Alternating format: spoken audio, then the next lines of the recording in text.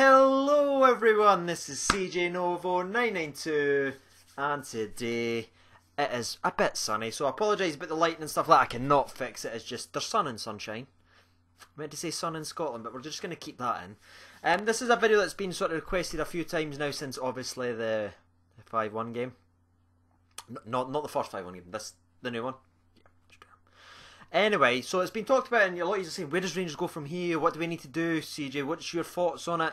And obviously I didn't upload yesterday as I was just dead from work. I didn't get out to work till about 7 o'clock, and by the time I got home, stuff like that, I was just dead on my feet.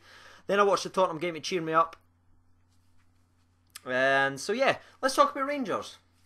Now the Rangers game went pretty poorly on Sunday, and I kind of made a video that's went viral and stuff like that. A lot of you guys really enjoyed it. I've talked a lot about that, so I'm not really going to talk about the tactics and stuff like that, what we need to do. It's already been done. I don't like to repeat myself for views or anything like that. So if you're interested in what I would do with the squad, go back and check my previous videos. It's stuff, where does Rangers go from here? And I think it's very important. I think these next 3 or 4 matches, and I was speaking about this on the podcast, the We Welcome the Chase podcast, which I will be linking in the description.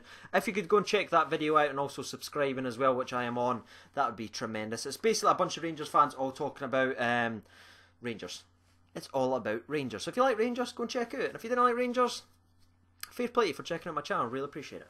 So the big thing, and we're just going to get out of the way, is the money issue. There is a massive money issue, and I didn't really like talking about it because it's obvious and it's a bit annoying, but there's definitely needs to be some investment in. But before we even get to that, and I know people might be joking in the comments and saying, you've not got any money, blah blah, all that funny stuff. That's true, we don't. We really don't, and it's scary to think about. But before any of that happens, before we get to the summer window, these next games are absolutely vital to our entire season. We need to crunch them, we need to win them, and we need to make sure we qualify for Europe. Because if we don't have to qualify for Europe, we don't get that money starting going back into the club. Well, the qualifiers, you know what I'm saying. We'll be even more fucked than we are. We won't be able to afford any good players. If we don't have European football next year, done. Because all you will look at is the players will say, alright, Rangers are, yeah, big club, loads of loyal fans, yeah, you can play for 50k a week. Alright, how did we do this season? Oh, I got fucked. 33 points behind Celtic, maybe even more.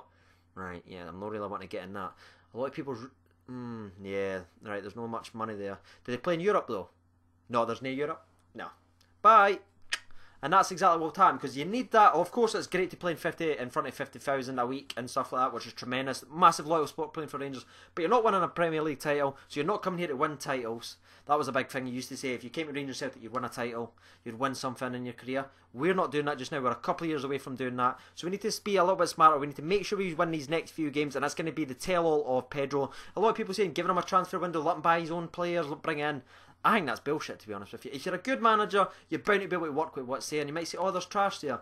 Crystal Palace had won the least amount of games in the last 2 seasons. They looked dead rubber for relegation. They brought in Sam Allardyce. Sure, first couple of results wasn't right. He got his tactics spot on. He got the players up to what he wanted to do, and then they've turned their season around, even though they slightly got fucked today.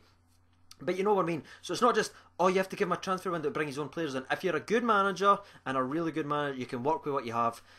What's it they always say? You can't blame your tools. And I think that's what a lot of people are saying. A lot of people sticking up for Pedro, even though I completely disagree. I think he fucked it last week, and he fucked it the week before, picking the wrong tactics. But again, we'll not go there. If he's good enough, and he's good enough to be a Rangers manager, he can surely make some changes and get this team performing to win against the other teams in the Scottish Premier League. Obviously, we're never going to beat Celtic for the next couple of years, maybe.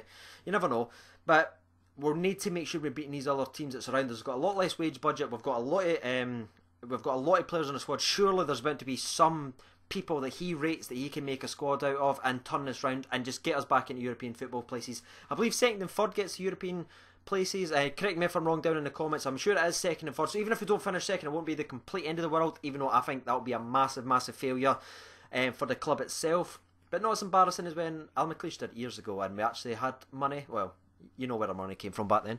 But that's the most important. So I think Partick game tomorrow, which is the 7th, is massive, especially away at home. We need to win. We need a response for the team. I'm looking for the players to come out and blitz some, but I said in the podcast, I believe it'll only be a 1-0 game. I think it'll be a very edgy game.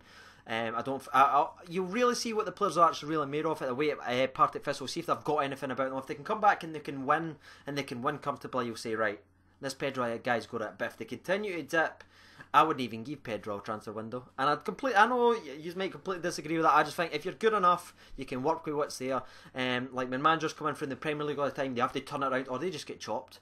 And if you didn't turn it around, if you're just putting us doing it and doing it and doing it and only knocking us lower than Warburton did, which I didn't think was possible, to be honest with you. But Pedro, that's a very, very poor result. I know Warburton done it as well, but after Sunday, 2 games in a row, you didn't make any tactical changes. So that's my next one. I think the 4 or 5 games, you'll really get to see what Pedro is. So Pedro really needs to prove that he's a tactician and work with the players. Number 2 is the money issue that I touched on a little bit earlier. There needs to be some significant investment in the squad. People might say, but CJ, you've got the second highest wage budget. That doesn't matter. Alright, we came what Rangers are going to do, and it's so annoying, and this is what's going to bring me up to my next point. We need to stop with the short-term fix mentality. We're already linked with another 36-year-old, Bruno Alves. Again, someone has done it all, been there and done it, but how long are we going to have him for? A year, maybe 2? And then we're going to be in the 2 years after we've paid him a lot of wages. We're going to be in the exact same place, no one else in there, no other filter to put him in there, and then we're going to have to buy another old person, then another old person, high wages, wages, money we've not got. I just say we need to stop this short-term fix and start thinking long-term. We've got a reason to be behind Celtic for the next couple of years. It's not ultimate pressure on the manager to beat Celtic to the league. So if you had a bit of brain in your head, you'd say, right, let's stop. Let's stop this and let's just buy younger players. Let's get them playing my way for a year or 2. Let's continue to add in the next 3 or 4 transfer windows the missing pieces. Then we can slowly challenge, rather than let's sign Stevie Naismith. Let's give him 15 grand a week. He'll do 3 or 4 seasons. Then he'll be done and then we'll not have anyone else. Let's buy Whittaker back. Let's buy Lafferty back. Let's buy Bruno Alves. Let's buy all these old people. I know some of them's right, like towards their 30s and stuff like that, but you know what I'm saying. It's not. I just think we've always got this mentality. It's like plug. Celtic buy young players, like young, really, really good players. You're talking about like Hooper, Griffiths, Dembele, people that's got a future. It's only going to get better as the season's going, which is crazy to think about. They're only going to get better, these players. Parry Roberts has got him a 2-year loan, even though he's never done it against Rangers. I just love messing with you. But again, we've just not got that mindset. We're like, wait, he used to be good 5 years ago. We'll take him. What wages? Alright, we'll take it. We'll just charge it on the club we've not got. We'll just continue to lose money. Just come on. We need to catch Celtic. We need to catch Celtic. We need to catch Celtic. That is going to lead you on to my last and final point of the video. And I'm really interested to know what you guys are thinking down below. So if you're watching this video, make sure you let me know what you think are the main points for Rangers need to focus on. I think we need to stop this mentality of catching Celtic just now. They're miles and miles ahead of us. We're not going to catch them for a while. We need to stop this. We need to catch Celtic. We need to catch Celtic. Let's just money. It's not going to work, lads. It's going to take a lot of years. It's going to take a lot of investment. And it's going to take a lot of building to catch up. You think they're already 4 years ahead of us, and they've got a tremendously good young team just now, so they're only going to get better. So that's why I want us to buy a Cummins, buy a Ryan Jack, buy a Kenny McLean, buy Liam Bowes, buy a Moult from Motherwell, buy these young players, buy these St Mirren players playing really well just now, buy these lads, buy Craig Sibbald from Falkirk, buy these players, bring them in. Get them playing for a year or 2. Just do what Spurs was sort of doing. They build a squad. Alright, they maybe not winning anything and that's like funny, but what they're doing is consistently getting better every year. They're breaking their points record, they're getting closer, and all they're doing is every transfer window just adding 1 or 2 players, making them stronger, rather than 11 players one season. Some of them will be there.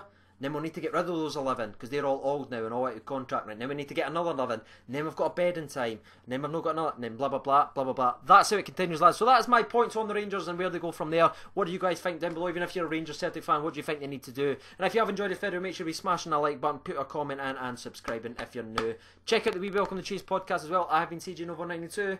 Thanks for watching and bye.